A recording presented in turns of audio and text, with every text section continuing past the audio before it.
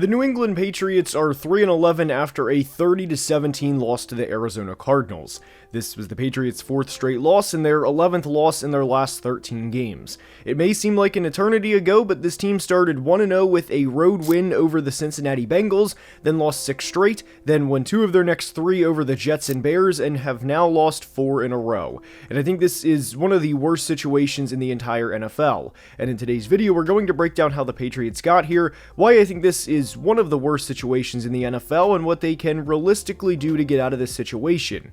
The biggest thing to remember for the Patriots as we enter the 2025 offseason is this is not going to be a one-year turnaround. This team obviously wasn't going to win 6 rings every 18 years for the rest of time, but they made several mistakes during the final years under Bill Belichick, and now they are paying the price. And it's going to take a couple of years to get this team back to going to the playoffs. They have one playoff appearance in the past 5 years, and there's a reason for that. And there is a lot to dive into in today's video, and without further ado, let's begin. And we are starting today's video by discussing what one of the biggest problems with the 2024 Patriots is, and it's an overall lack of talent. Like every NFL roster, the Patriots obviously have some great players on this team, and I'm very pleased with their first 2 selections in the 2023 draft in corner Christian Gonzalez and defensive lineman Keion White. Keion is having a great second season as he has over 40 pressures and is one of the few bright spots on this team.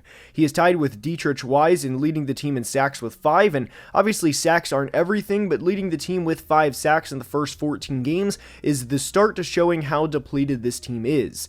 They can't get after the quarterback consistently outside of Keion, and when opposing offensive lines can focus in on one player, it becomes a lot easier to game plan around, schematically speaking. Opposing offensive lines aren't heading into the week against New England stressing about how they're going to stop a team with a pass rush like a healthy Steelers unit and basically wonder out loud, how are we going to stop TJ Watt, Alex Highsmith, Keanu Benton, and Cam Hayward, and even Nick Herbig from our quarterback getting drilled on any given play? It's really the opposite. It's more or less, hey guys, let's stop number 99 because nobody else can consistently get after the quarterback. And for reference, 3 of Dietrich Wise's 5 sacks came against the Bears and Titans offensive lines, whose offensive lines are pretty bad. Caleb Williams has been sacked the most in the league by far, and it doesn't happen by accident. Will Levis is also in the top 5 in the NFL and getting sacked, and what's even worse about that for Levis is he's missed a couple of games. So Wise's sacks were not exactly against the mid-90s Cowboys offensive lines or the 2020 Eagles offensive lines, if you understand what I'm saying. The other 2 were against the 49ers and Jets, if you were wondering. The Patriots can't consistently generate pressure, and they've also allowed 25 points or more 7 times in 2024, and as you would probably expect, they are 0-7 in those games. I know the obvious thing may be to say, well, we knew they were going to be bad in 2024, and that's fine as long as we see some sort of promise from Drake May, and we'll get to Drake May in a minute, but here's where a lot of my concerns lie with the Patriots as to why I am extremely concerned about their future, and why I think they are in a pretty bad situation. The most worrisome part to me is that the Patriots unofficially knew that Gerard Mayo was going to be the team's head coach in the post-Belichick era for a couple of years. This was not a normal head coaching process where they fire a previous guy and conduct 7 or 8 interviews and narrow it down over the course of a week or 2. No, this was pretty open that Gerard was going to be the guy, and we haven't seen anything promising for New England in 2024 outside of a couple of players here and there.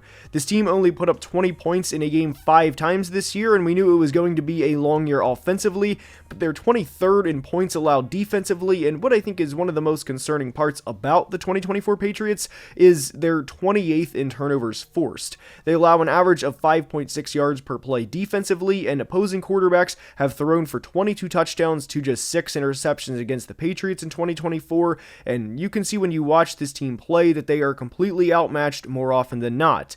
One key thing I want to highlight with the 2024 Patriots is what the expectations were heading into the season.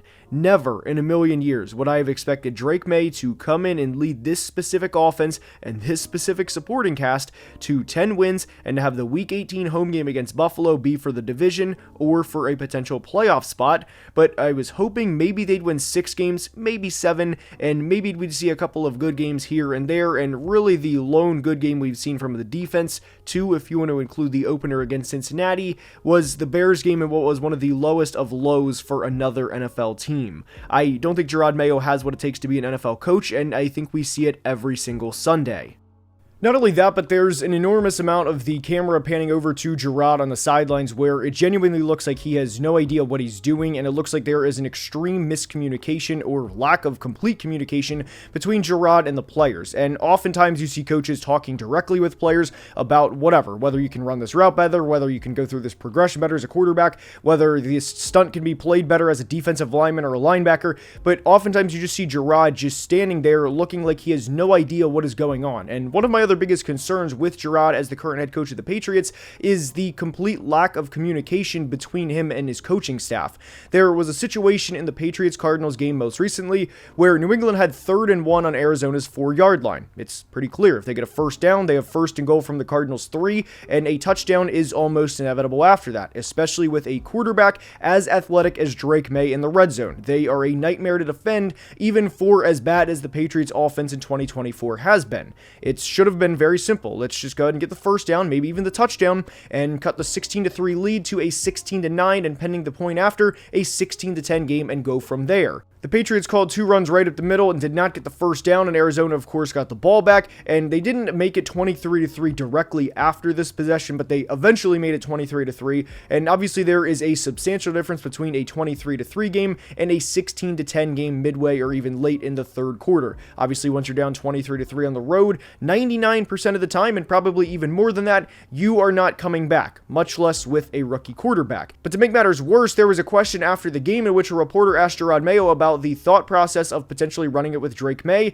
given that Drake May's game resembles a young Josh Allen, a very athletic quarterback who, again, is a nightmare to defend in the red zone because you always have to account for where he is. And Gerard Mayo said, quote, "You said it, not me," end quote. And that is an extreme lack of media training. That's also a very, very poor response because that is throwing your offensive coordinator under the bus, and that also signifies that you and the offensive coordinator are not on the same page. Now, I know we all get frustrated with Bill Belichick during interviews at times, as in a situation like that, he would probably say something along the lines of, yeah, we have to perform better, and we'll get better as a team collectively, and, we'll talk about it in practice and meetings this week, and we're on to Cincinnati, and things of that nature. But the point is Bill Belichick would never throw a direct offensive coordinator under the bus and then the next day walk it back, and Patriots fans have started calling this Walk Back Monday, where Gerard Mayo says the next day that, well, he didn't really mean what he said, and that him and Alex Van Pelt, the offensive coordinator, are now on good terms, and that was a miscommunication. He didn't really mean what he said.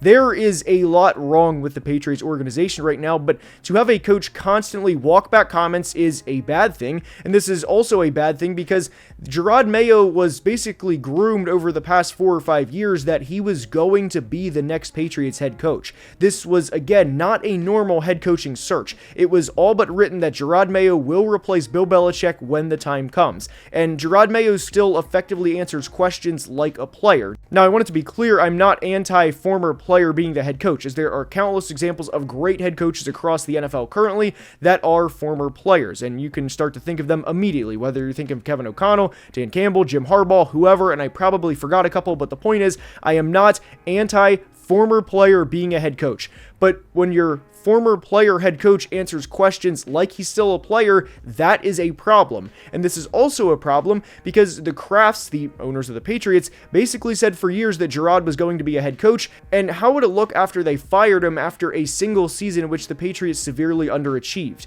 Would the next head coach come in and basically say, well, I'm coaching for my job every single season because the Krafts can walk back what they said at the snap of a finger, and again, they are the owners, so nobody's really going to say anything to them, and if they do, it's not really going to matter because they are the ones making the decisions on my job and ultimately the food on my family's plate. Now, I know coaches get paid in the millions of dollars, so Gerard Mayo is not going to be hurting financially after this, but the point is, how would it look for a next head coach candidate to want to go to New England in what is a very bad situation? So I think they ultimately have to write it out with Gerard Mayo at this point, although I would welcome the firing of Gerard Mayo strictly because when you ask this question of what part of the New England Patriots from September back in week 1 until now at the time of this video release in the middle of December, what part of the 2024 Patriots got better from where we were back in September to now with Gerard Mayo as the team's head coach? And I'll be honest, I don't think the answer is anything positive. If you want to say Drake May has gotten better from September to now, I don't think you can attribute that directly to Gerard Mayo, and that Gerard Mayo is helping him go through progressions and helping him read route concepts in the quarterback room. I don't think that would go to Gerard Mayo.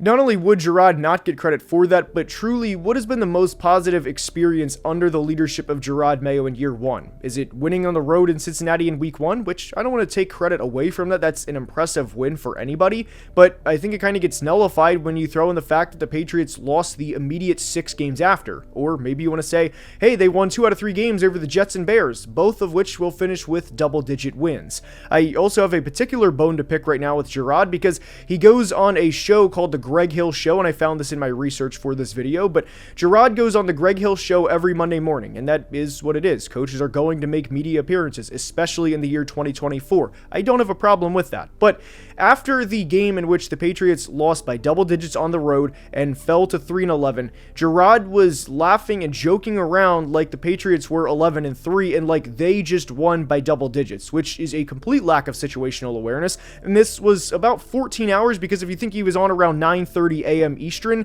he had the post-game press conference against Arizona the Sunday night around 7:30 or 8 o'clock. So we're talking 13 or 14 hours after throwing your offensive coordinator underneath the bus. We're now laughing and joking around with the media in a game in which we got beat by double digits on the road for our 11th loss of the season. And that doesn't sit well with me for the future of Gerard Mayo as the head coach of the Patriots. And I can't imagine that any player looks at that and thinks, man, we have a great leader as our head coach, and this is the guy that I truly want to play for. So when you look at the situation entering the offseason, do the Crafts make the decision to admit they're wrong and to fire Gerard Mayo after year one, in which I would put the season in the likes of the Urban Meyer and Nathaniel Hackett, or do they try and ride it back with a year two and effectively waste another year of Drake May's rookie window? And that is a very easy decision, at least to me, but I don't know what the Crafts are going to do because that would also have to acknowledge that they were significantly wrong on Gerard Mayo and then basically say to a new head coach, look, we were wrong, please come in and save our franchise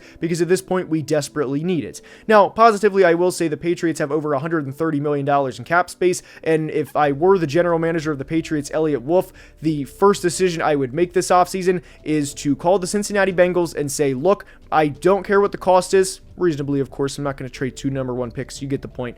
I don't care what the draft capital is, assuming it would probably be around a second round pick. Maybe a 2026 first round pick. We can iron out the details later. But the point is, if I'm Elliott Wolf, I am calling the GM of the Cincinnati Bengals and saying, T. Higgins is going to be a Patriot. We are going to pay him. Let's get this done. I do not want T. Higgins going anywhere else, assuming that the Bengals are not going to pay T. Higgins. And if they do pay T. Higgins, then I am doing absolutely everything in my power to upgrade the receiving room, to bring in a Chris Godwin or a Stephon Diggs, to give Drake May an actual chance in his second year. The offensive line around the Patriots right now is also terrible, as Vidarian Lowe is a former late round pick for a reason, and it shows every Sunday, and granted, he was a backup entering the year for a reason, but Layden Robinson has also been pretty bad as a rookie, and the Patriots offensive line needs upgraded as well in the worst way, and whenever the Patriots select in the first round of the 2025 draft, that has to go to the offensive line. I know Teteroa McMillan would be a very enticing pick for the Patriots to draft, but at this point, I would rather them go with a receiver in the second round and upgrade the offensive line to give Drake May a fighting chance, because what he has right now is not going to help him win this team multiple games and to legitimately get to a point where they can compete in the division and be a 500 team, because they are very, very far away from being an 8-9 or 9-8 team at this point in time.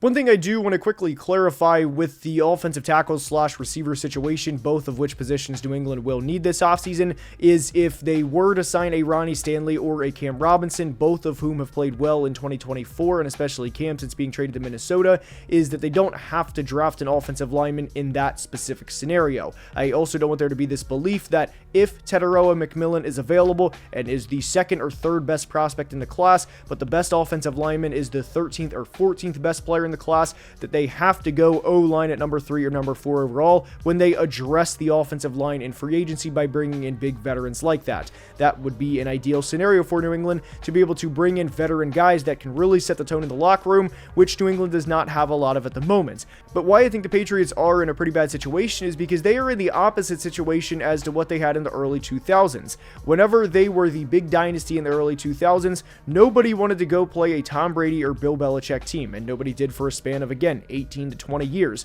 But it's similar with Josh Allen and Sean McDermott. Nobody wants to go play Josh Allen on any given Sunday. Now, for Patriots fans watching, obviously it is not to the level of Tom Brady and Bill Belichick. But the point is, there is an elite quarterback in the division that will probably win the MVP this year, and is a guy that is only 28 years old, and a player that will be here for not just 2 or 3 years, but probably the next decade. And that's a disadvantage for a head coach coming in to look at and say, all right, well, we have to coach against this guy for the next decade, because Buffalo is not going to allow him to leave the building, and Josh will always be very well compensated and will probably be one of the best quarterbacks for, again, the next 8 to 10 years. I really don't like to get into the discussion of the NFL of anything more than 2 or 3 years, but with Josh, again, if he stays healthy, I am willing to say that he will be one of the best players for the next several seasons. And that's a disadvantage for New England, and that's one that the AFC East had to go up for 20 years with Tom Brady, and that is not something head coaches want to go against. I don't think the Patriots are doomed by any means, and I don't think Drake May is completely out to dry either, and that he's going to be a complete failure as an NFL player. He has a lot of talent, but the situation around him right now is pretty bad, and I think it's one of the worst in the league. And how the Patriots attack this offseason is going to be detrimental to May's success over the next couple of years. They have to attack free agency with both the offensive line and the receiving room, and even then, I would still rather them draft another receiver or offensive lineman in the top 5 to do everything they can to ensure Drake May does not fail, because the supporting cast that he's had during his rookie season has been downright woeful. Not just from the offensive skill positions, which we knew heading into the season was going to be bad, but from a coaching staff standpoint too, and I am eager to see what the Patriots do this offseason. I hope you enjoyed, and if you did, please like and subscribe, as only about 42% of people watching are subscribed. It helps the channel tremendously. We are closing in on 175k subs, and I cannot thank you guys enough for the support, and until next time, please be safe and have a great day. Love you guys.